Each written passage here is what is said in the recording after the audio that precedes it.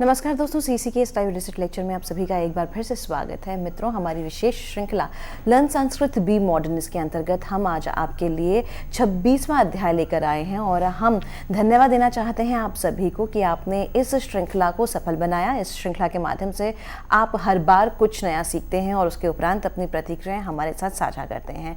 मित्रों, बताना चाहेंगे एक बार फिर से इस सीरीज़ के अंतर्गत हम आज बहुत कुछ सीखेंगे और अपने आप को आधुनिकीकरण की ओर अग्रसर करेंगे, इस बात की हम कामना करते हैं। इस सेशन के लिए एक बार फिर से हमारे साथ हमारे स्टूडियो में मौजूद हैं डॉक्टर बलदेव आनंद सागर। डॉक्टर बलदेव आनंद सागर संस्कृत समाचार प्रसारक हैं और बताना चाहेंगे कि ये सीसी के लाइव डिजिटल लेक्चर्स के माध्यम से या फिर जहाँ भी इनको मौका मिलता है, पत्र पत्रिकाएँ हों, इलेक्ट्रॉनिक मीडिया, टेलीविज़न, रेडियो क्यों ना हो, ये संस्कृत भाषा के प्रचार प्रसार के लिए, इसे लोकप्रिय बनाने के लिए निरंतर कार्यरत हैं। तो आइए तहे दिल से हम स्वागत करते हैं डॉक्टर बलदेव आनंद सागर का। डॉक्टर सागर, आपका बहुत बहुत स्वागत है। साधुवादाः गीतिका महाभागायै नमस्करोमि अत्र भवतां सर्वेषां स्वागतं हार्दिकम्। आगच्छन्तु वयं लर्न संस्कृत बी मॉडर्न संस्कृतं पठ आधुनिको भव इति श्रृंखलान्तर्गतं षड्विंशतमं व्याख्यानम् अवलोकयामः, शृण्मः, अपि च अनेन माध्यमेन संस्कृतं पठामः, वदामः, संस्कृत भाषायां संभाषणं कुर्मश्च। पूर्वमस्माभिः 25तमे व्याख्याने सर्वनाम विषये ज्ञातम्। तर्हि सर्वनाम विषये सर्वादीनि सर्वनामानि, ये जो अष्टाध्यायी का पाणिनि सूत्र है, इसकी मैंने आपके सामने व्याख्या की थी और कहा था कि वह शब्द जो किसी संज्ञा के स्थान पर प्रयुक्त होता है सर्वनाम कहलाता है। और संस्कृत भाषा में सर्व नाम के लिए अष्टाध्यायी के प्रथम अध्याय के प्रथम पाद का 27वां सूत्र है, जिसको मैंने आपको बताया था, सर्वादीनि सर्वनामानि सर्व वर्तते आदौ इति सर्वादि तानि सर्वादीनि। वो 35 है जिसकी गिनती मैंने की थी। इनकी संज्ञा होती है सर्वनाम, ये संज्ञा हो गई। अब सर्वनाम जो है वो 35 मैंने आपको बताए थे और उसमें से उसका कुछ मैंने उदाहरण भी आपके सामने प्रस्तुत किए थे पिछले व्याख्यान में। 2-3 बातें हैं जो मुझे इसके सर्वनाम के बारे में विशेष रूप से उल्लेख करना है। यतोहि यदि वयं ज्ञास्यामः यत् सर्वनाम शब्दानां प्रयोगः केन प्रकारेण भवति, तेषां शब्दानां कस्यां विभक्तौ कस्मिन् वचने वा रूप परिवर्तनं भवति सामान्यतः, अपि च किं नाम प्रकारकाः भवन्ति सर्वनाम शब्दाः। सर्वनाम शब्द कितने प्रकार के होते हैं? तो 2 प्रकार के होते हैं, एक स्वरांत, एक व्यंजनांत। स्वरांत माने जिसके अंत में स्वर हो, अ आ ई ये इस तरह से, और व्यंजन जिसमें जो व्यंजन कॉन्सोनेंट अंत में हो। तो पहला सर्वनाम शब्द स्वरांत और व्यंजनांत होते हैं। सर्वनाम शब्दों के संबोधन नहीं होते, इसलिए आप आगे भी देखेंगे, जहां मैंने रूप की स्लाइड आपको दिखाई है तो उसमें अंत में लिखा हुआ है कि सर्वनाम शब्दों का संबोधन नहीं होता है। और तीसरा जो भेद है सर्वनाम के बारे में हमें जानना है, वो युष्मद और अस्मद। युष्मद माने तुम और अस्मद माने मैं। तुम सेकंड पर्सन और मैं फर्स्ट पर्सन अंग्रेजी के हिसाब से। लेकिन संस्कृत में तुम माने इसको कहते हैं मध्यम पुरुष और मैं उत्तम पुरुष। इन 2 शब्दों के रूप तीनों लिंगों में एक समान होते हैं। युष्मद और अस्मद, ये 2 ही शब्द ऐसे हैं जिनको पुल्लिंग में, स्त्रीलिंग में, नपुंसक लिंग में, तीनों लिंग में इसका रूप समान चलेगा। और बाकी सब जितने सर्वनाम शब्द है वो तीनों लिंग में अलग अलग चलेंगे। तो मैंने पिछले व्याख्यान में सर्व शब्द का रूप चला के आपके सामने रखा था, वो मैं आगे बताऊंगा। पहले हम एक बार आवृत्ति कर लेते हैं 35 शब्दों की, कि सर्व, विश्व, उभय, उभ, डतर और डतम, कतम, यतम, अन्य, अन्यतर, इतर, ये सब स्वरांत है जिसके अंत में स्वर है, अ है, सर्व व में अ, विश्व व में अ, उभय य में अ, उभ भ में अ, डतर जो प्रत्यय जोड़ के शब्द कतर यतर बनता है, र में अ, और डतम जिसमें कतम यतम है उसमें अ, अन्य अन्यतर इतर, इतने 9 हो गए। और 10वां जो त्वत है वो व्यंजनांत है, त हलंत है, व्यंजन अंत में है। इसका रूप कैसे चलेगा मैं आपको बताऊंगा। 11वां त्व, नेम, सम और सिम, पूर्व, पर, अवर, दक्षिण, उत्तर, अपर, अधर, स्व, अंतर, इतने पुनः स्वरांत है। और 24वां त्यद, ये व्यंजनांत है, द अंत में है। तद, यद, एतद, इदम, अदस, ये सारे व्यंजन माने अंत में म है, स है, द है, इस प्रकार से व्यंजनांत हुए। 30वां है एक, द्वि, ये पुनः स्वरांत हो गए, क में अ और द्वि में ई। लेकिन 32वां युष्मद, अस्मद, भवत और 35वां किम, ये जो अंत के 4 है वो व्यंजनांत है। तो इसके बारे में थोड़ा हम देखेंगे कि किस प्रकार से इसके रूप चलते हैं और कितना, और केवलम अभ्यासेन एव तत्र सेत्स्यति केन प्रकारेण एतेषां रूपाणि यदा वयं लिखामः, वदामः, प्रयोगं कुर्मः तदा रूप परिवर्तनं भवति। वाक्य माध्यमेन अपि अहम अत्र प्रबोधयिष्यामि। भवतु, आइए, यही बात जो मैंने आपको पहले कही। तो स्वरांत सर्व है, उसका हमने रूप चलाया था सर्वः, सर्वौ, सर्वे, सर्वम, सर्वौ, सर्वान। तो केवल प्रथमा विभक्ति बहुवचन में सर्वे बन जाएगा, चतुर्थी विभक्ति एक वचन में सर्वस्मयी बन जाएगा, पंचमी विभक्ति एक वचन में सर्वस्मात् बन जाएगा, षष्ठी विभक्ति बहुवचन में सर्वेशाम बन जाएगा, और सप्तमी विभक्ति एक वचन में सर्वस्मिन, पुल्लिंग में ये अंडरलाइन करना है। लेकिन उसके बाद स्त्रीलिंग में, नपुंसक में क्या अंतर होगा वो बताऊंगा। ये रूप आपके सामने है, सर्व, सर्वौ, सर्वे, और मैंने पहले भी बताया है। तो इसका केवल अभ्यास करेंगे तो सर्वे प्रथमा विभक्ति बहुवचन, और सर्वस्मयी चतुर्थी विभक्ति एक वचन, सर्वस्मात् पंचमी विभक्ति एक वचन, सर्वस्य षष्ठी विभक्ति एक वचन, सर्वेशाम षष्ठी विभक्ति बहुवचन, सर्वस्मिन सप्तमी विभक्ति एक वचन। इतना रूप परिवर्तन हो गया। हम तुलना करें रामः शब्द की या बालकः शब्द की या देवा शब्द की, तो सर्वः, सर्वौ, सर्वे, देवः, देवौ, देवाः हो जाएगा, सर्वे, देवा। तो ये अंतर आप समझेंगे अभ्यास से, और इसका प्रयोग करेंगे, संबोधन नहीं होगा। अब हम आते हैं कि किस प्रकार से युष्मद, अस्मद शब्द का रूप चलता है। लेकिन पहले मैं आपको किम शब्द का रूप, जो 35वां सर्वनाम है, उसका रूप चला के आपको दिखाता हूं। किम शब्द माने क्या या कौन, ये दोनों अर्थ में आता है। कह माने कौन, इस अर्थ में ज्यादा आएगा क्योंकि ये प्रोनाउन है, सर्वनाम है, कह कौन।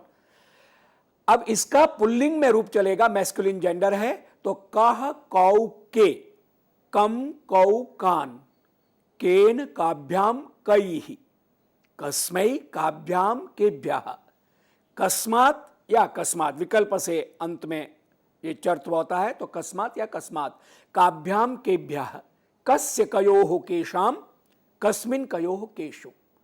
रामः शब्द है तो उसका प्रथमा विभक्ति बहुवचन में रामाः हो जाएगा। लेकिन यहां कह कौ के, सर्वे, अपरे, और चतुर्थी विभक्ति कस्मै देवाय हविषा विधेम, चतुर्थी विभक्ति, लेकिन रामाय, देवाय, शिवाय बन जाएगा।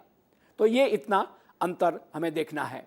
पंचमी विभक्ति में कस्मात होगा, जैसे रामात, देवात, तो स्म प्रत्यय करके पंचमी विभक्ति कस्मात हो जाएगा। षष्ठी में रामस्य कस्य है, लेकिन केशाम बहुवचन में, जैसे रामाणाम, देवानाम, वहां नुट होता है, यहां सुट हो जाएगा, तो केशाम ये रूप चलेगा।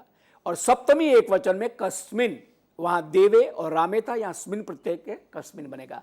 तो ये किम जो 35वां सर्वनाम शब्द है, उसका पुल्लिंग का रूप मैंने आपके सामने रखा। तीनों लिंग में चलेगा। अगर पुरुष, कह पुरुषः, कह देवः, कह बालकः तत्र अध्ययनम करोति, कह बालकः तत्र गच्छति, तो वहां कह आएगा। लेकिन का बालिका तत्र गच्छति, का बालिका पुस्तकम पठति, कौन सी लड़की है जो पुस्तक पढ़ रही है, तो का स्त्रीलिंग में, किम का अब देखिए आपके सामने है स्त्रीलिंग में फेमिनिन जेंडर किम शब्द का रूप चलेगा का के काह, काम के काह, कया काभ्याम काभिः, कस्यै काभ्याम काभ्यः, कस्याः काभ्याम काभ्यः, कस्याः कयोः कासाम, कस्याम कयोः केषु।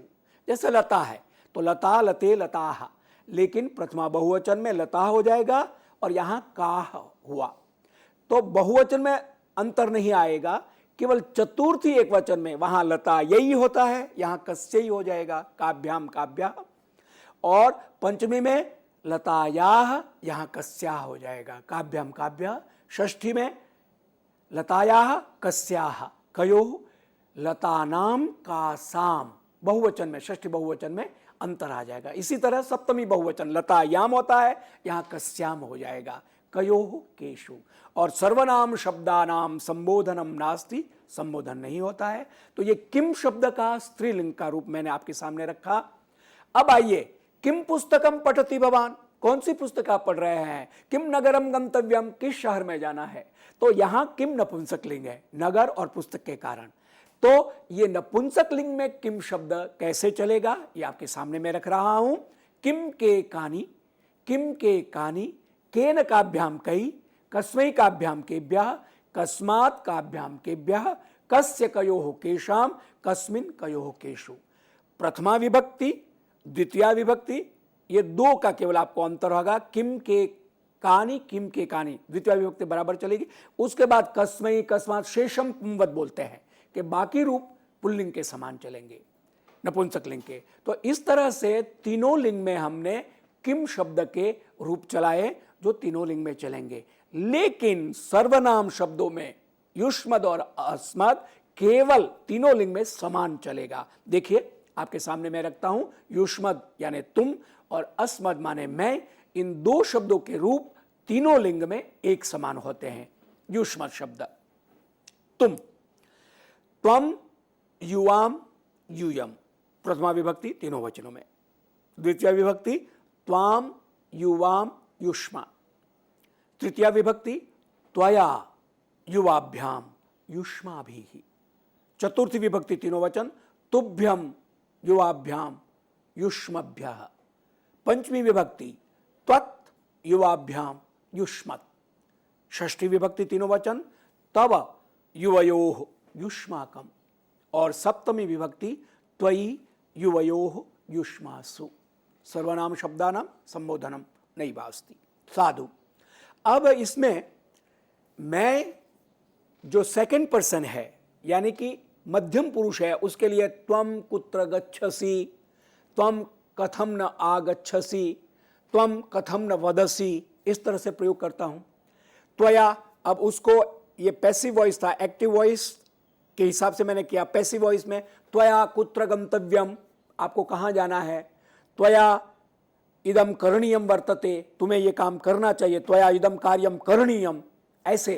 तो तृतीया एक वचन, तो मैं कहूं सेकंड पर्सन को उसमें भी यही होगा, या सेकंड पर्सन मुझे जब इस तरह से कहेगा तो वो यही रूप, यानी तुम जो है युष्मद है वो स्त्री हो पुरुष हो नपुंसक हो किसी भी जेंडर में इसका रूप ऐसा ही रहेगा।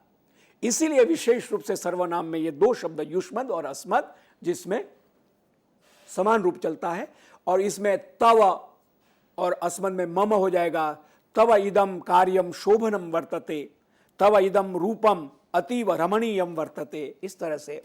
और तव एक वचन है, युष्माकम नगरम अतीव रमणीयम, ऐसे हम कह सकते हैं आपका शहर बहुत अच्छा है, युष्माकम नगरम स्वच्छम वर्तते, ऐसे प्रयोग कर सकते हैं। तो ये सेकंड पर्सन के लिए युष्मद शब्द जिसके रूप मैंने आपके सामने चलाए। ठीक इसी तरह से अस्मद शब्द यानी मैं, तो मैं एक वचन, आवाम द्विवचन, वयम बहुवचन, अहम आवाम वयम, माम आवाम अस्मान, मया आवाभ्याम अस्मभ्यम, मत या मत आवाभ्याम अस्मत्, मम आवयोः अस्माकं, मयि आवयोः अस्मासु। ये सातों विभक्तियों के तीनों वचन के रूप, जैसे युष्मत का हमने अभी चलाया, ठीक अस्मत् शब्द का रूप इसी तरह चलेगा। और इसमें सर्वनाम होने से चतुर्थी, पंचमी, सप्तमी एक वचन, षष्ठी बहुवचन, ये जो अंतर मैंने आपको आरंभ में बताया वो व्याकरण के हिसाब से सूट नूट वगैरह होता है, स्म प्रत्यय वगैरह होते हैं, वो विस्तार से कभी अपने को अवसर मिलेगा हम लोग करेंगे। लेकिन समझने के लिए जैसे युष्मत शब्द का रूप चलता है वैसे अस्मत् शब्द में यही है। अहम ग्रामम गच्छामि, अहम कार्यालयम गच्छामि, अहम पुस्तकम पठामि, आप कह सकते हैं, ये एक वचन में हो गया। फिर बहुवचन में वयम सर्वे चलचित्रम पश्यामः, वयम नगर भ्रमणम कुर्मः, ये इस तरह से आप प्रयोग कर सकते हैं। मम कार्यम तुभ्यम रोचते, अब इसमें सर्वनाम का प्रयोग मैंने कर दिया। मम षष्ठी एक वचन, मेरा, कार्यम माने काम, तुभ्यम तुम्हें अच्छा लगता है क्या, रुच धातु में चतुर्थी विभक्ति होती है। मम वस्त्राणि रजकाय ददातु, मेरे ये कपड़े धोबी को दीजिए। मम वस्त्राणि रजकाय ददातु। तो इसमें अस्मत् शब्द जो हमारे लिए प्रयोग करते हैं, इसलिए मैंने जो स्पोकन संस्कृत के सेंटेंसेस पिछले व्याख्यान में बताए थे उसमें कहा था कि तुम शब्द युष्मत का हम प्रयोग करते हैं सेकंड पर्सन के लिए, वो तुम के लिए होता है। लेकिन सम्मानजनक कोई श्रेष्ठ व्यक्ति या जिनसे हम सम्मान जिनका करना चाहते हैं उसलिए भवत शब्द का प्रयोग होता है। उसको हम अगले व्याख्यान में देखेंगे कैसे तीनों लिंग में भवत शब्द बनता है ना, भवान भवंतो भवंतः या भवती भवत्यो भवत्यः। इस तरह से आप अर्थ में, जिसको हम आदर से आप कहते हैं ना, आप कहाँ जाएंगे, आप आइए ना, आप बैठिए, इस तरह से, तो ये सम्मानजनक के लिए। तो वहां भवत शब्द के साथ क्रिया प्रथम पुरुष की लगेगी, लेकिन मध्यम पुरुष युष्मत शब्द जहां होगा वहां क्रिया मध्यम पुरुष की लगेगी। यानी वदति वदतः वदन्ति, ये हो गया प्रथम पुरुष की क्रिया। सह वदति, तौ वदतः, ते वदन्ति। लेकिन वदसि वदथ वदथ, त्वं वदसि, युवाम वदथ, यूयम वदथ, इस तरह से होगा। और उत्तम पुरुष में अहम वदामि, वदावः वदामः, अहम वदामि, अहम गच्छामि, आवाम गच्छावः, वयम गच्छामः। तो ये गणितात्मक है, थोड़ा केवल समझना है, दिमाग में बैठाना है। उसके बाद अनंतरम प्रयोगस्तु सारल्येन भवति, यथा यदा अस्माभिः संस्कृत भारत्याः कार्यक्रमांतर्गतं शिबिराणि आयोज्यन्ते, संभाषण शिबिराणि, तत्र सारल्येन वयम् एतेषां क्रियापदानां सर्वनाम शब्दानां प्रयोगं कुर्मः। भवतः नाम किं, मम नाम बलदेवानन्दः। भवतः नाम किं, मम नाम अशोकः। भवान् कुत्र निवसति, अहं गुरुग्रामे वसामि। भवान् कुत्र निवसति, अहं दिल्ल्यां कनॉट प्लेस इत्यत्र निवसामि। इस तरह से बोलचाल की भाषा में सिखाने से क्रिया और कर्ता कैसे प्रयोग करेंगे सहज अभ्यास हो जाता है। परम वयम् अत्र व्याख्यान माध्यमेन किंचित गंभीरम अध्ययनम कृत्वा विशेष रूपेण अपि अध्ययनम कर्तुं पारयामः। सांप्रतम अब हम आगे चलते हैं और अस्माकं व्याख्यानस्य द्वितीयः क्रमः वर्तते कथा कौमुदी, तत् स्वीकुर्मः। कथा माध्यमेन वयं संस्कृत वाङ्मयस्य अपि च नैतिकोपदेशस्य सारग्रहणं कुर्मः। कथा के माध्यम से, स्टोरी टेलिंग के माध्यम से हम सार समझते हैं नैतिक संदेश का और संस्कृत भाषा का अभ्यास करेंगे और सर्वनाम का कहाँ कहाँ प्रयोग होता है उसको इंप्लीमेंट करेंगे। कथा का शीर्षक है महाधनिकः कृष्णचंद्रः। एक कृष्णचंद्र नाम का नायक है इस कथा का। वो बहुत धनिक होता है और धनिक होने के साथ साथ वो क्या चाहता है, जीवन में क्या पाना चाहता है, इसके बारे में इस कथा के माध्यम से कहा गया है। सरल भाषया एतत् सर्वं वर्णितं वर्तते। भवन्तः पठन्तु, शृण्वन्तु, अपि च अभ्यासं कुर्वन्तु। कृष्णचंद्रः नाम कश्चित् आसीत्। कश्चित् आसीत्, अब ये कह पुल्लिंग वाला शब्द, जैसे मैंने किम शब्द सर्वनाम कहा प्रोनाउन, तो पुल्लिंग में कह बनेगा और ये चित प्रत्यय एक विशेष निश्चयार्थक में कोई एक कृष्णचंद्र नाम का व्यक्ति था। अगर कृष्णचंद्र की जगह मान लीजिए कृष्ण होता द्रौपदी होता स्त्रीलिंग, तो कृष्णा नाम का चित आसीत, कृष्णा नाम की कोई महिला थी, तो कह की जगह का हो जाएगा। और क में जो श है, ये तालव्य श, वो विसर्ग का हो गया है, विसर्ग संधि में हम पढ़ चुके हैं। तो कश्चित कृष्णचंद्र आसीत, अस्ति और आसीत था, सह रूपवान महाधनिक च, सह कृष्णचंद्र, ये सह पुनः सर्वनाम शब्द है तत्, जैसे किम का हमने तीनों लिंग में रूप चलाया, वैसे तत् का तीनों लिंग में रूप चलेगा। सह माने वो पुल्लिंग में, और स्त्री होती तो सा, और नपुंसक है तो तत्, सातेता तत्तेतानी और सह तौते, इतना वैसे अभ्यास होने के बाद सरलम भविष्यति। तो सह कृष्णचंद्र रूपवान, बड़ा सुंदर था, और महाधनिक, और बहुत श्रेष्ठी समृद्ध था। दैवेन तस्मै सर्वम दत्तम आसीत, तत् शब्द का चतुर्थी एक वचन में तस्मै बनेगा, पुल्लिंग में भी नपुंसक में। तस्मै माने उसको या उसके लिए। दैवेन देव, देव दिव्यता, और दैव भाग्य को कहते हैं। भाग्य ने उसको सब कुछ, सर्वम दत्तम आसीत, सब कुछ दिया हुआ था। He got everything. सुंदरी गुणवती च भार्या, उत्तमः संतानः, प्रियतमाः बांधवाः, गुणवन्तः सुहृदः च तस्य आसन।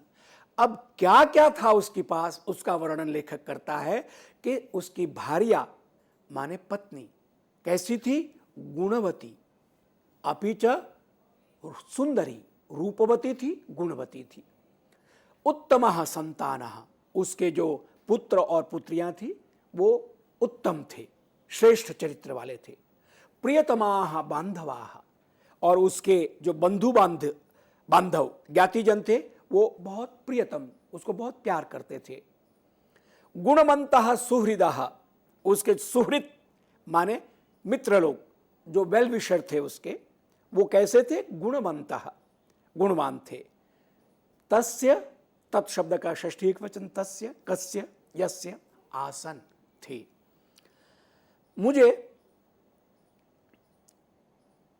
भोज प्रबंध का एक पद्य याद आ रहा है एक्सटेम्पोर, मैं आपके सामने रखना चाहूंगा।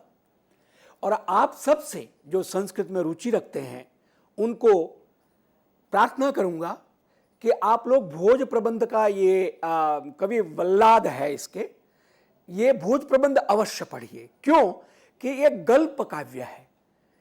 एक तो पद्य काव्य होता है, एक गद्य काव्य होता है, चंपू काव्य होता है, लेकिन भोज प्रबंध राजा भोज के बारे में है।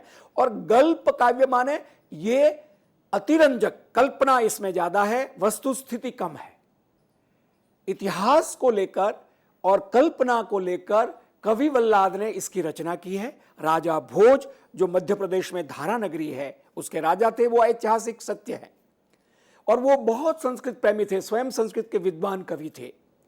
तो उसके बारे में कवि वल्लाद ने एक कल्पना करके गल्प काव्य शुरू किया है। और वो उसने राजाज्ञा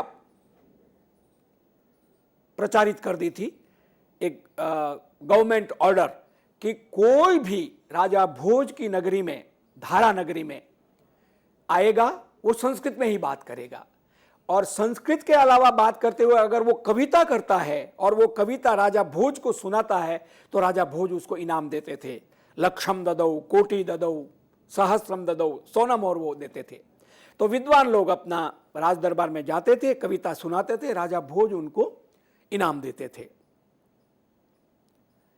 उसमें अनेक प्रसंग है, ये एक प्रसंग मैं संक्षेप में आपके सामने रखूं। राजा भोज स्वयं कविता करते थे। तो एक बार वो कविता करते करते कविता की 3 पंक्तियां उनसे बन गई, चौथी पंक्ति नहीं बनी, क्योंकि श्लोक में 4 चरण होते हैं, 4 पंक्तियां होती है। वो कहते हैं कि मेरे राज्य में मेरे पास सब कुछ है। गरजंती दंती निवहा तरला तुरंगा, चेतो हरा युवतयः सुहृदोनुकूला सद्बान्धवा प्रणय गर्भ गिरश्च भृत्याः गरजन्ति दन्ति निवह तरला तुरंगा। ये 3 पंक्ति बनी। चेतो हरा युवतया, यहां जैसे सुंदरी गुणवती च भार्या कृष्णचंद्रस्य एवमेव चेतांसी उतवा चित्तम चेतः हरंती ते चेतो हराः युवतया। मेरे रनिवास में, मेरे अंतःपुर में इतनी सुंदर सुंदर चित्त को आकर्षित करने वाली रूपवती मेरी रानियां है। चेतो हरा युवतयः सुहृदोनुकूला, मेरे सुहृद, मेरे शुभचिंतक, मेरे मित्र लोग, सुसम्यक हृदयम अस्ति इति सुहृद, जो वेल विशर है, वो कैसे हैं? अनुकूला, वो अनुकूल है, मैं जैसा कहता हूं वैसा वर्तन करते हैं। और सद्बांधवाश्च, मेरे बंधु लोग, ज्ञातिजन कैसे हैं? सत, वो बड़े अच्छे आचरण वाले हैं, द्वेष नहीं करते हैं। सद्बांधवा प्रणय गर्भगिरश्च भृत्याः, भृत्या माने सेवकाः, सेवक, सेवक कैसे हैं? प्रणय गर्भगिरः, मीठा बोलने वाले हैं। गिराम उतवा वचनेषु यस्य गर्भे वचना, गिरायाः गर्भे प्रणयः वर्तते, माने बोलने में मिठास हो, ऐसे सेवक। नहीं तो सेवक पुराने हो जाते तो क्या करते हैं? वो मीठा नहीं बोलते हैं, वो हर बात पे झिड़की देते हैं। लेकिन मेरे सेवक जो है वो मीठा बोलने वाले। प्रणय गर्भ गिरश्च भृत्या, ये अपने कुल का वर्णन करने के बाद कहते हैं गरजंति दंति निवाहा। पहले तो मर्सिडीज या बड़ी बड़ी जो गाड़ियां हैं वो नहीं थी, हाथी घोड़े रखते थे राजा लोग। तो दंति निवाहा, दंती माने हाथी, निवाह माने समूह, हाथियों का समूह मेरे यहां गर्जना करता। मेरी जो गजशाला है उसमें बड़े बड़े हाथी है। गरजंति दंति निवाहा तरला तुरंगा, तुरंग माने घोड़ा, वो कैसा है?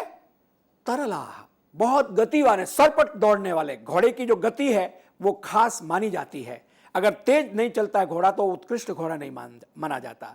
तो गर्जंति दंति निवाहा तरला तुरंगा, ये 3 पंक्ति बनने के बाद चौथी पंक्ति नहीं बन रही थी। अब बहुत सोचने के बाद, क्योंकि कविता का एक भाव होता है, वो जब जागता है तो अपने आप शब्द आते हैं। सरस्वती की कृपा से सहज कविता बनाई जा सकती है। लेकिन कुछ लोग होते हैं जिनको कविता में ज्यादा कष्ट करना पड़ता है, शब्द जोड़ना पड़ता है अभ्यास नहीं होने से। तीसरी पंक्ति नहीं बनी थी तो अपने तकिए के पास कागज रखकर राजा सो जाता है। और होता ऐसा है कि चोर आता है। अब राजा के यहां चोर आना बहुत बड़ी बात है, और वो चोरी करने के बजाय वो कागज देखता है तो वो चौथी पंक्ति लिख देता है, सम्मीलने नयनयो नहि किंचिदस्ति। राजा सुबह देखता है, 3 पंक्ति के बाद चौथी पंक्ति में कहता, राजा ये सब है लेकिन जब तेरी आंखें बंद हो जाएगी तो कुछ नहीं रहेगा। सम्मीलने नयनयो नहीं किंचिदस्ति, कुछ भी नहीं है। तो इस तरह से फिर उसका खोज होती है उस चोर की। कहते कालिदास थे जिन्होंने ये पंक्ति लिखी थी। फिर राजा उनको बहुत पुरस्कार देते हैं, सम्मान देते हैं और अपनी राजसभा का एक श्रेष्ठ कवि के रूप में उनको प्रतिष्ठापित करते हैं। तो यहीं पर मैं इस भोज प्रबंध के पद्य के साथ अल्पविराम लेता हूं। जब दोबारा मिलते हैं तो हम आरंभ करेंगे कथा कौमुदी का अगला भाग।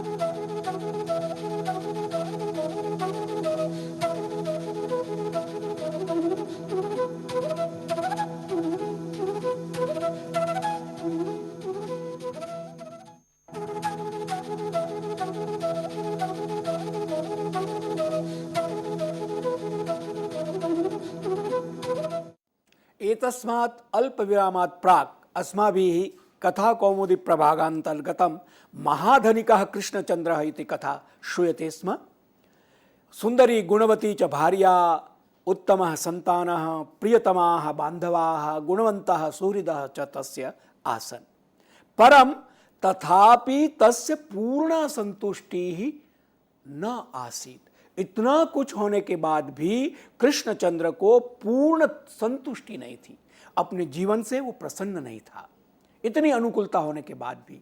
और यही है मानव जीवन की विडंबना। सब कुछ मिल जाए तब भी वो अधिक से अधिक चाहता है। और इसी को भर्तृहरि कहते हैं, भोगा न भुक्ता वयमेव भुक्ता, तृष्णा न जीर्णा वयमेव जीर्णा, कालो न यातो वयमेव याता। तो इस तरह से मानव जीवन की विडंबना के बारे में कहते हैं कि उसको पूर्ण संतुष्टि नहीं थी। मम पार्श्वे सर्वम अस्ति, कृष्णचंद्र कहते हैं मेरे पास सब कुछ है, अतः भाग्यवान अस्मि। अब ये मम पार्श्वे, मम अस्मत् शब्द जो हमने अभी भी रूप चलाया, षष्ठी एक वचन, मम मेरे पास, सर्वम अस्ति सब कुछ है। और सर्व शब्द प्रोनाउन नपुंसक लिंग में, सब कुछ सामान्य में नपुंसक हो गया, सर्वम अस्ति, अतः भाग्यवान अस्मि, मैं भाग्यवान हूं। किंतु किम एतानि सर्वाणि निरंतरम मम एव भविष्यन्ति, परंतु अब वो कहता है क्या, किम प्रश्नवाचक है, एतानि सर्वाणि ये सब कुछ क्या निरंतर हमेशा मम एव भविष्यन्ति मेरा ही रहेगा। यदि कदाचित मम भाग्यम क्षीणम भविष्यति, अगर मेरा भाग्य, अब आशंका जीवन में जैसे होती है कि मेरा भाग्य क्षीण होगा, कदाचित, कदाश अव्यय है उससे चित लगा दिया, कदाचित, कभी अगर मेरा भाग्य क्षीण हो गया, तरहि कथम अहम जीवेयम, जीवति जीवति जीवतः जीवंती, जीवेयम लोट लकार उत्तम पुरुष एक वचन, कैसे जीऊंगा, तरहि तो, कथम किस प्रकार से, अहम जीवेयम तो कैसे जीऊंगा, यह सब खत्म हो जाएगा। तो अपिच आगामिनी जन्मनि, इस जन्म की बात तो है, मैं अगले जन्म में, अपि इदम एव गृहम कुटुंबम भार्या पुत्राः च किम मम भवेयुः, इस जन्म में तो ये सब मेरा है, लेकिन ये घर, कुटुंब, पत्नी, पुत्र क्या मेरे बने रहेंगे। एतस्या समस्यायाः परिहारः कः, इस समस्या का परिहार, समाधान क्या है। कः पुल्लिंग किम शब्द का, इति विचारः तम अहोरात्रम बाधते स्म, ऐसा वो सोच सोच के रात दिन चिंताग्रस्त रहने लगा। बाधते स्म, उसको परेशानी होती थी। अहोरात्रम विचारः बाधते, ये विचार उसको बाधा पहुंचाता था, उसको परेशान करता था। अहोरात्रम, अहह दिनम, रात्रि रात, अहोरात्रम समस्त पद हो गया, अहोरात्रम रात दिन, अहर्निशम, अयम विचारः तम बाधते स्म, उसको परेशान करता था। यत, क्या विचार परेशान करता था, यम वा स पश्यति तस्य विषये चिंतयति, जो कुछ वो, यत शब्द का पुल्लिंग में द्वितीय विभक्ति एक वचन में, यम वा, सह तत् शब्द का पुल्लिंग एक वचन, जिस किसी को वह पश्यति देखता है, तस्य विषय उसके बारे में चिंतयति सोचता है। क्या सोचता है, एतत् ये नपुंसक लिंग का है, एषः ये पुल्लिंग का है, एतद एषः वा ये सारी चीजें, घर बार या मेरे रिश्तेदार, सर्वदा किम मम एव भविष्यति थी, हमेशा ये मेरे रहेंगे क्या, ऐसा सोचता था और परेशान होता था। एतेन भोजने तस्य रुचि ही विनष्टा, सब कुछ हो लेकिन मन ठीक ना हो तो भोजन भी अच्छा नहीं लगता है, अच्छी चीजें भी अच्छी नहीं लगती अगर मन प्रसन्न नहीं है तो एतेन, इस विचार के कारण भोजन में, खाने पीने में, तस्य रुचि ही विनष्टा, रुचि शब्द स्त्रीलिंग है इसलिए विनष्टा, नष्ट धातु से विनष्टा का प्रत्यय करके विनष्टा हो गया। निद्रापि दूरम गता, उसकी नींद भी बहुत दूर चली गई, माने नींद भी नहीं आती थी उसको, सो भी नहीं पाता था। एकस्मिन दिने, अब एक शब्द प्रोनाउन है जो 35 प्रोनाउन में पढ़ा गया, एक द्वि और सप्तमी एक वचन, एकस्मिन रूप परिवर्तन हुआ, रामे की जगह एके नहीं हुआ, एकस्मिन हुआ, एके प्रथमा बहुवचन में होगा। और भर्तृहरि जी का नीति शतक में श्लोक है, एके सत्पुरुषा परार्थ घटका स्वार्थम परित्यज्य, ये इस तरह से। तो यहां एतेन भोजने तस्य रुचि ही विनष्टा निद्रापि दूरम गता एकस्मिन दिने चित्त शांत्यर्थम, अपनी चित्त की शांति के लिए सह मंदिरम गतवान, तत्र पार्श्वे मंदिरम आसीत गृहस्य पार्श्वे तत्र गतवान, वहां गया। तत्र प्रवचनकर्ता कश्चित प्रवचनम कुर्वन् आसीत, वहां कोई एक धर्मोपदेशक प्रवचन करने वाले प्रवाचक प्रवचन कर रहे थे। अब कुर्वन् यहां क्षत्रि प्रत्यय है, पुल्लिंग प्रथमा विभक्ति एक वचन में कुर्वन् बनेगा। प्रवचनकर्ता प्रवचनम कुर्वन्, अब इसको दूसरी तरह से हम प्रयोग करेंगे तो होगा प्रवचनकर्ता कश्चित प्रवचन आसीत, ऐसा भी प्रयोग हो सकता है। यह है संस्कृत की फ्लेक्सिबिलिटी, या उसके वाक्यों में वैविध्य लाना है तो वहां पर तत्र यत्र कुत्र, ये तो मैंने आपको बताया है, अव्यय है और स्थानवाची कालवाची शब्द के रूप में। प्रवचनकर्ता कश्चित प्रवचनम कुर्वन् आसीत सह अवदत्, उसने बोला, वदति अवदत्, क्या बोला? भूलोके सर्वम अनित्यम, इस संसार में जो कुछ है वो अनित्य है, क्षणभंगुर है, नाशवान है, ज्यादा नहीं रहने वाला है। देवाः अमृतस्य सेवनात् चिरंजीविनः नित्य सुखिनः च भवन्ति, देवाः देवलोकाः दिव्यता युक्ताः ये वर्तन्ते, ते अमृतस्य, अमृतम नेक्टेयर अमृत सुधा, उसको सेवनात् पीने से, चिरंजीविनः चिरम जीवति इति चिरंजीवी, ते चिरंजीविनः नित्य सुखिनः नित्यम एव सुखिनः, उनके पास दुख नहीं है। भवंती, देवता लोग अमृत के पान से नित्य सुखी होते हैं। चिरंजीवी शब्द का प्रथमा विभक्ति बहुवचन में जीविन जीविनः। अमृतम नमृतम अमृतम, अमृत सुधा को नेक्टेयर को बोलते हैं। इदम वचनम कृष्णचंद्रस्य श्रोत्रयोः पतितम, ये वचन प्रवचनकर्ता का कृष्णचंद्र के कानों में सुनाई दिया, पड़ा।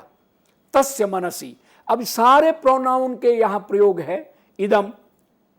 अब इसको पुल्लिंग में अयम इमे, अयम इमो इमे बनेगा, और स्त्रीलिंग में इयम इमे इमाह बनेगा, और नपुंसक में इदम इमे इमानी बनेगा। ये हम रूप आगे भी इसका मैं आपको बताऊंगा। तो इदम वचनम, वचन नपुंसक है तो इदम वचनम। कृष्ण चंद्र से श्रोत्रयो, श्रोत्र कान दो होते हैं इसलिए यहां षष्ठी द्विवचन है, श्रोत्रयो हो रामयो हो। कृष्णचंद्र से श्रोत्र, उसके कानों में पड़ा ये वचन कि सब कुछ अनित्य है, कुछ भी स्थायी नहीं है।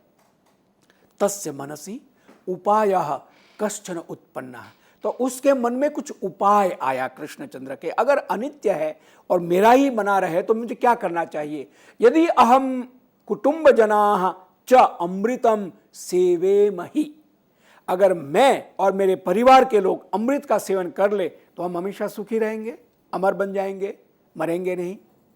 तर्हि वयम अपि नित्य सुखिनः भवितुम शक्नुमः, तो हम भी हमेशा सुखी रहेंगे। इति अतः सह निर्णीतवान, इसलिए उसने निर्णय किया, यन्मया इंद्र दर्शनार्थम तपः करणीयम। अमृत कहां मिलेगा? इंद्र के पास, क्योंकि स्वर्ग के राजा इंद्र है।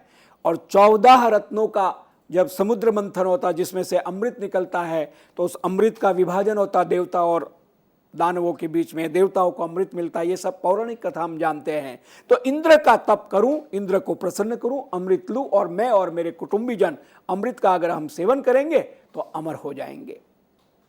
वने अनंतर दिने, उसके बाद के दिन में, एव स समीपस्थम वनम गत्वान, तप करने के लिए तो वन में जाना होगा। वने कुत्रचित् स्थित्वा सर्वाणि सुखानि त्यक्त्वा कठोरे तपसि मग्नः अभवत्, वन में कहीं पर जाकर रहकर सभी सुखों को, सर्वाणि सुखानि सर्वाणि सौविध्यानि त्यक्त्वा परित्यज्य कठोरे तपसि, कठोर तप में वो मग्न हो गया, खूब कठोर तप किया। एतेन संतुष्टः देवेंद्रः, और इंद्रदेव संतुष्ट हुए। कृष्णचंद्रस्य पुरतः प्रत्यक्षः अभवत्, इंद्र ने सामने आकर कृष्णचंद्र को दर्शन दिया।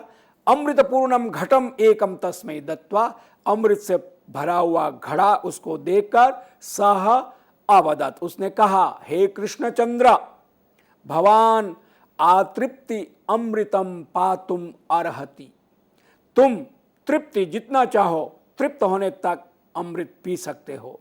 अब यहां भवान है, आप पी सकते हो, इसलिए अर्हति है। अगर त्वम होता तो त्वम तृप्ति अमृतम पातुम अर्हसि होता प्रयोग, इसलिए भवान है तो आदर में अर्हति भवत शब्द के साथ हमेशा प्रथमा वचन की क्रिया का प्रयोग होता है। इंद्र कहते परंतु एक नियम स्मर्तव्य, एक नियम, एक शर्त है, एषः घटः अधः न स्थापनीय, अहम तुभ्यम इमं घटम ददामि, परम गृहम यावत अमृतपानम यावत एषः घटः अधः भूमौ न स्थापनीय, तुम्हें इसको जमीन पे नहीं रखना है। इति उक्त्वा अंतर्हितः जाता, ऐसा कह के इंद्र अंतर्ध्यान हो गए।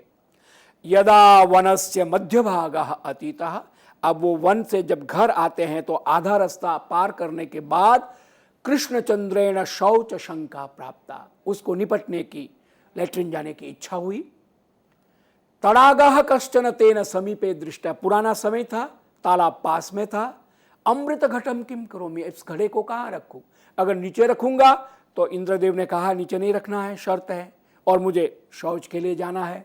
इति चिंतयन, ऐसा सोचते हुए एव सह परितः दृष्टिम प्रसारितवान, चारों ओर उसने देखा कि यहां कोई है क्या, अगर है तो घड़ा उसको देकर मैं अपनी शौच शंका पूरी करके वापस आता हूं। तावता कालेन दरिद्रः जनः कश्चन तत्र आगतवान, उस समय कोई एक बड़ा निर्धन व्यक्ति था, वहां आ रहा था, आया। कृष्णचंद्र कुयुक्तिम चिंतयन तस्य समीपम गत्वा अकथयत, उसके दिमाग में एक युक्ति नहीं, कुयुक्ति माने उसने खराब विचार कि मैं किस प्रकार से ऐसी बात कहूं जिससे ये अमृत न पिए, और झूठी बात कह के उसने क्या कहा, उसके पास जाकर एषः विषपूर्णः घटः, ये घड़ा है, इसमें विष भरा हुआ है, जहर भरा हुआ है, अधः न स्थापनीय, उसको जमीन पर मत रखना। अतः यावद अहम एतस्मिन् तड़ागे स्नानादिकं कृत्वा प्रति आगमिष्यामि, मैं जब तक इस तालाब में निवृत्त होकर स्नान आदि करके वापस नहीं आता हूं, तब तक इस घड़े को तुम जमीन पर मत रखना। तावत भवता हस्तेनैव घटम गृहीत्वा अत्र एव स्थातव्यम, हाथ में पकड़कर ही ये घड़ा रखना, इसमें विष है, अमृत है, ऐसा कुयुक्ति कहा, झूठ बोला उसने। आगतः मनुष्यः तो अति दरिद्रः, जो आया था वो तो बहुत निर्धन था, परेशान था। उद्योगः कोपि न आसीत् तस्य, कोई उसके पास काम नहीं था, नौकरी नहीं थी, कोई इस तरह का रोजगार नहीं था। केभ्यश्चित् दिनेभ्यः उदर वेदना अपि तं बहुधा पीडयति स्म, कुछ दिनों से उसके पेट में पीड़ा भी, पेट दर्द भी चल रहा था, लगातार बीमारी उसको हो गई थी। वैद्यम द्रष्टुम, डॉक्टर के पास जाने, चिकित्सक की, वैद्य के पास जाने के लिए, औषधम क्रेतुम, दवाई खरीदने के लिए, तस्य समीपे धनम अपि न आसीत्, उसके पास धन भी नहीं था।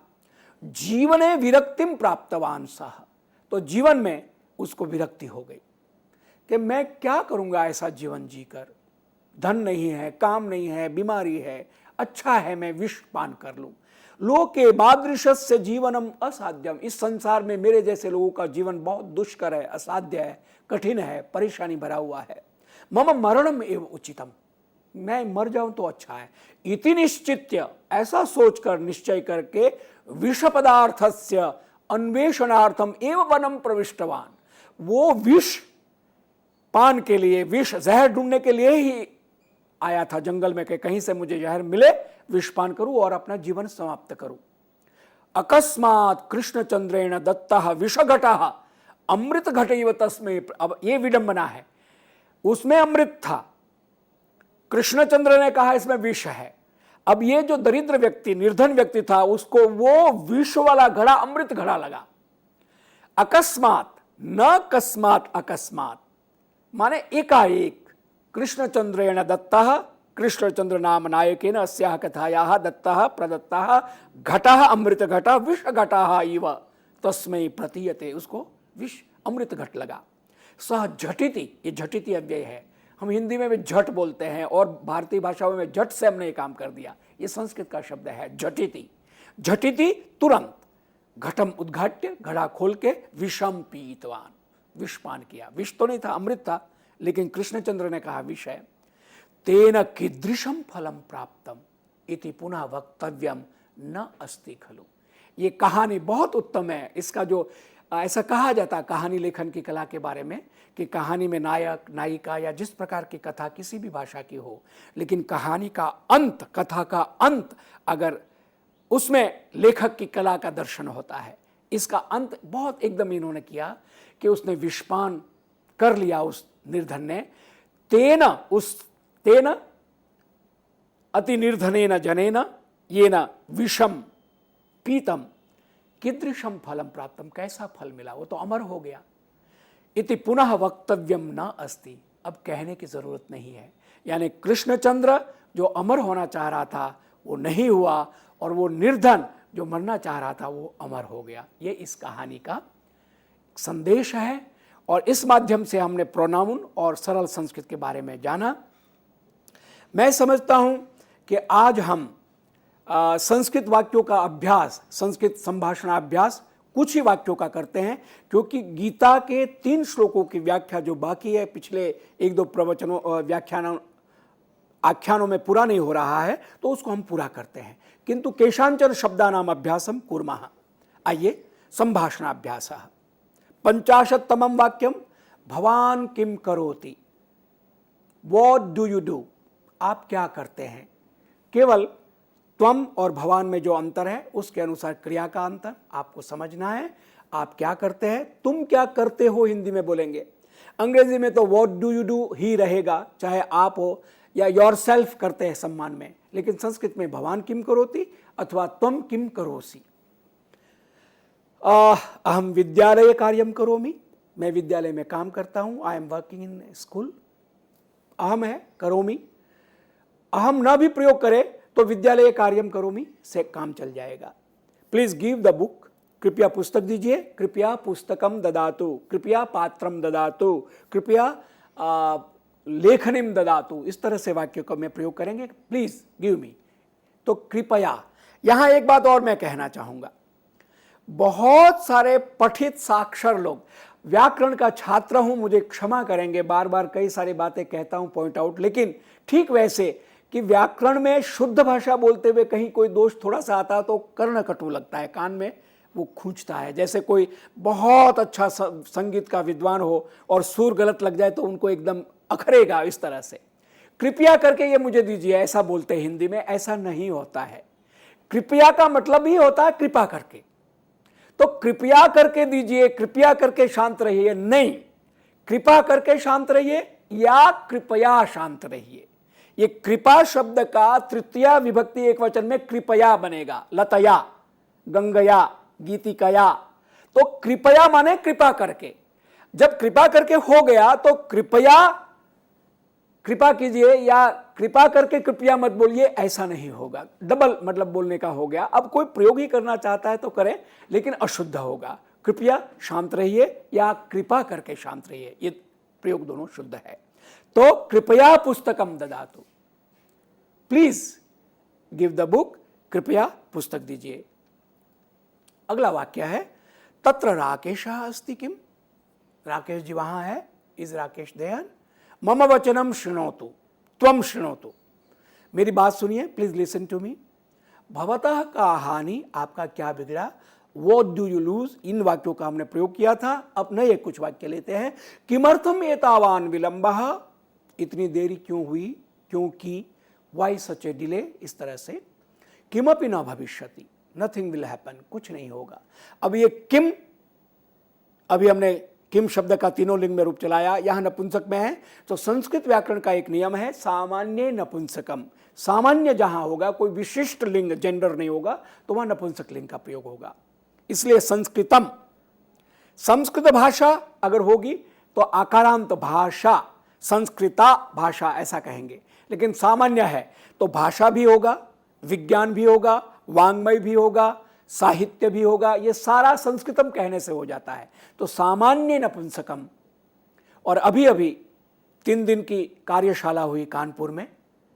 संस्कृत प्राविधिक शैक्षिकोपकरण निर्माण कार्यशाला, यानी टेक्नोलॉजिकली जो व्यंग चित्र बनाना, चार्ट बनाना और पीपीटी बनाना, इस तरह से संस्कृत के छात्रों के लिए जो कार्यशाला थी उसका उद्घाटन आदरणीय मुरली मनोहर जोशी जी ने किया। उन्होंने एक बात बहुत अच्छी की जो मैं आपके साथ शेयर करना चाहूँगा। उन्होंने कहा संस्कृतम, कृतम है, कृतम माने किया हुआ, करना है, जो कुछ है वो इंप्लीमेंट करना है, यानी केवल पढ़ना या केवल ज्ञान लेना नहीं है, उस ज्ञान को या उस पढ़ाई को व्यवहार में करना है, प्रयोग में लाना है। इसीलिए ये संस्कृतम है और इसीलिए ये भाषा सभी भाषाओं की जननी है, क्योंकि इसको संस्कृत रिफॉर्म किया है, बनाया है, परिष्कार किया हुआ है। बाकी बोलियां, कोलोक्वियल डायलेक्ट, ये तो सब सहज है, मातृभाषा है, वो हमें परिवार में प्राप्त होती, माँ के दूध के साथ हमको मिलता है।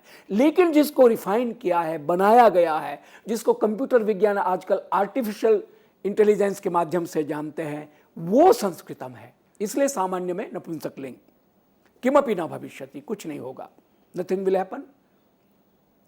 किसी को कहना है आप लीजिए, एक्सेप्ट कीजिए, या लीजिए कहना हो तो स्वीकरो, तो प्लीज एक्सेप्ट, लीजिए। फूड इज रेडी, भोजन तैयार है, भोजनम सिद्धम। अब इतने वाक्यों का प्रयोग करने के बाद कुछ और वाक्य मैं लाया था, लेकिन उसको हम न करके गीता का अभ्यास करते हैं। पिछले 3 श्लोक हमने लिए थे, जिसकी संख्या 14, 15, 16 है।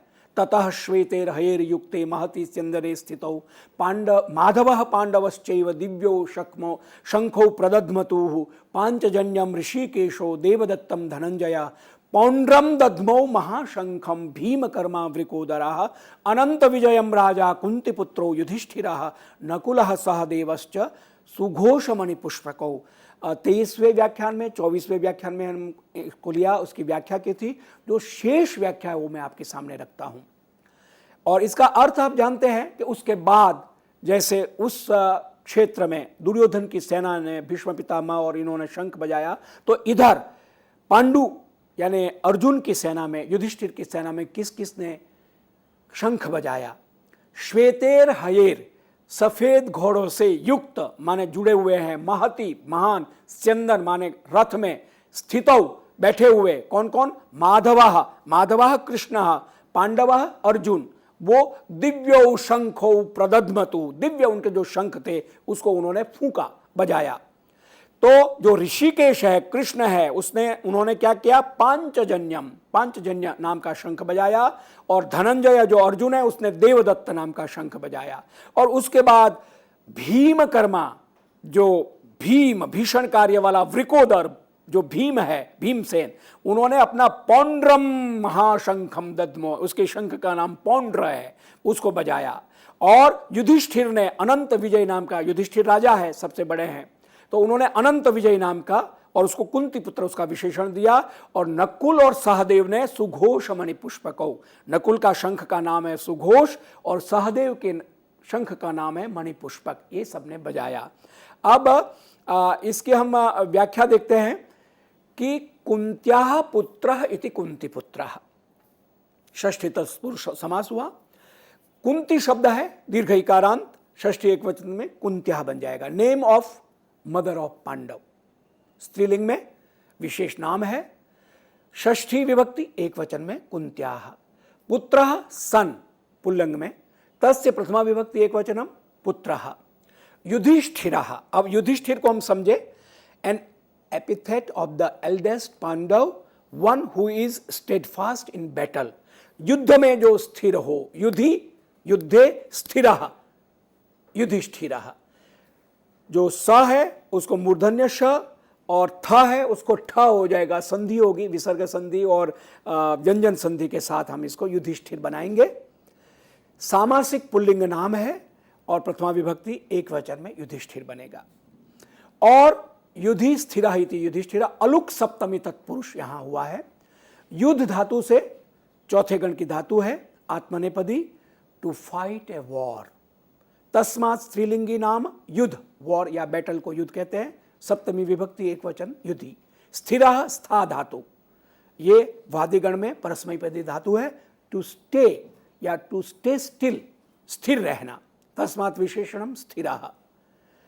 नकुलः नेम ऑफ फोर्थ पांडव, पुल्लिंग में विशेष नाम है, प्रथमा विभक्ति एक वचन। सहदेवः नेम ऑफ फिफ्थ पांडव, सामासिकम विशेषणम, पुल्लिंग में विशेष नाम है। देवेन सह, यह सह सहदेवः, उपपद बहुव्रीहि समास है, देव के साथ सहदेव कहेंगे। देव माने गॉड, देवता, डिटी, पुल्लिंग में रूप बनेगा। सह विथ अव्यय है। सहदेव माने one who has company of God. सुघोष मणिपुष्पको, सुघोष Manipushpaka, the names of conch shells of Nakula and Sahadeva respectively, इति सामासिकम पुल्लिंग विशेषणाम द्वितीय विभक्ति द्विवचन में। सुघोषः च मणिपुष्पकः च इति सुघोष मणिपुष्पको इतरेतर द्वंद्व समास है। सुष्ठु घोषः यस्य स, जिसका बड़ी अच्छी ध्वनि हो उसको सुघोष कहते हैं, उपपद बहुव्रीहि। मणिभिः पुष्पकैः चित्रितः, मणियों से और पुष्प के द्वारा चित्रित वो मणि पुष्पक कहा जाता है, मध्यम पदलोपी समास हो गया। सुष्ठु गुड विशेषणात्मक अव्यय है। घोषा घुष धातु है, वादिगण की परस्मैपदी, और 10वें गण में भी पठित है, उभयपदी है। टू मेक ए साउंड इति धातु, तस्मात् पुल्लिंगी नाम घोषः, साउंड स्पेशली हॉर्स साउंड। तस्य प्रथमा विभक्ति एक वचन, कोई खास तरह की जो है खर ध्वनि जिसकी हो उसको घोष कहते हैं। मणि भी, मणि बीड या डेकोरेटिव बीड को बोलते हैं, तस्य तृतीय विभक्ति बहुवचन। पुष्पकै ही, पुष्पक स्मॉल फ्लावर, छोटे पुष्पक को बोलते हैं, तृतीय विभक्ति बहुवचन। चित्रितः, चित्र धातु है, चित्रयति, 10वें गण की परस्मैपदी धातु, टू ड्रॉ या टू डेकोरेट, तस्मात् भूतकालवाचकम विशेषणम चित्रित डेकोरेटेड, अत्र पुल्लिंगी, तस्य प्रथमा विभक्ति एक वचनम।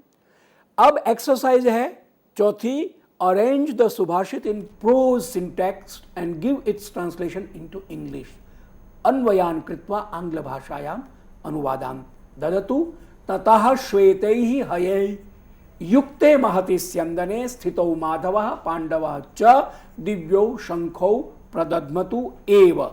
Then Madhav and Pandava, here Arjuna, also seated in a large chariot to which white horses had been yoked, loudly blew their divine conch shells.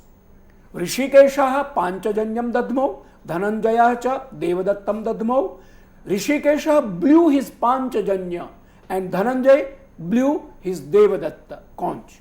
Vrikodara Bhimakarma Mahashankam Pondram dadmau.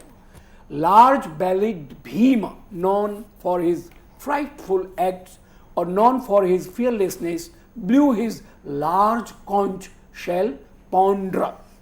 Raja Kuntiputra Yudhishthira Ananta Vijayam dadmau. The king Yudhishthira, son of Kunti, blew his conch shell Ananta Vijaya. मेरी इच्छा थी आज ये पूरा करता, लेकिन समय पूरा हो रहा है। अगले व्याख्यान में हम इसको पूरा कर देंगे। तब तक के लिए साधुवादान व्याहरामि। धन्यवाद। और हम धन्यवाद देना चाहेंगे डॉक्टर बलदेवानंद सागर को, जिनके माध्यम से हमें हर बार कुछ नया सीखने के लिए मिलता है। और मित्रों, हम यही चाहते हैं कि सीखने और सिखाने का सिलसिला यूं ही बना रहे, बरकरार रहे। इसके लिए ज़रूरी है कि आप भी अपनी प्रतिक्रियाएं हमारे साथ ज़रूर साझा करें। और अगर आप किसी विशेष विषय पर चाहते हैं कि हम आपके लेक्चर आयोजित करें, ख़ास तौर पर इस सीरीज़ के संबंधित, तो ज़रूर हमें लिख भेजें। हमारी ईमेल ID है info.cc@nic.in। आप सभी से पुनः मुलाकात होगी। तब तक के लिए आप सभी को नमस्कार। नमस्कार सर।